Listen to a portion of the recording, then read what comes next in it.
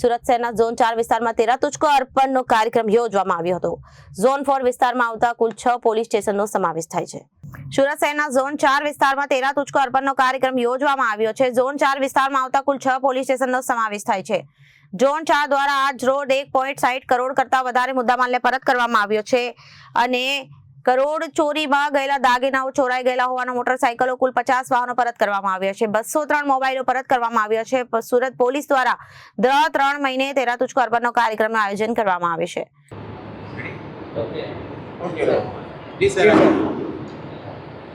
આજરોજ સુરત શહેરના ઝોન 4 વિસ્તારના જે પોલીસ સ્ટેશનો 6 પોલીસ સ્ટેશન આવેલા છે એમનો મુદ્દામાલનો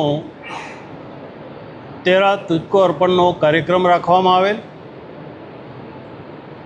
આ કાર્યક્રમમાં 6 પોલીસ સ્ટેશનના લગભગ 1 કરોડ અને 60 લાખની ઉપરનો મુદ્દામાલ પરત કરવામાં આવ્યો છે। એમાં ઘરફોડમાં જે દાગીના ગયેલા એ દાગીના, ચોરીમાં જે વાહનો મોટરસાયકલ 4 વ્હીલર જે ચોરી થયેલી 50 વાહનો અને જે મોબાઈલ ચીલ ઝડપ અને ચોરી થયેલી ગુમ થયેલા એવા મોબાઈલો લગભગ 203 મોબાઈલો પરત કરવામાં આવ્યા છે।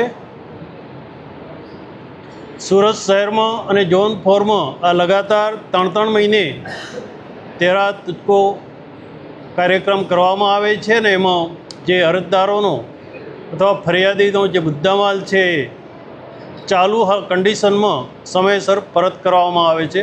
આમાં ઝોનના પોલીસ ઇન્સ્પેક્ટર, એસીપી અને ડીસીપીએ કોર્ટ જોડે સંકલન કરી અને આ કાર્યક્રમ રાખવામાં આવેલો હતો।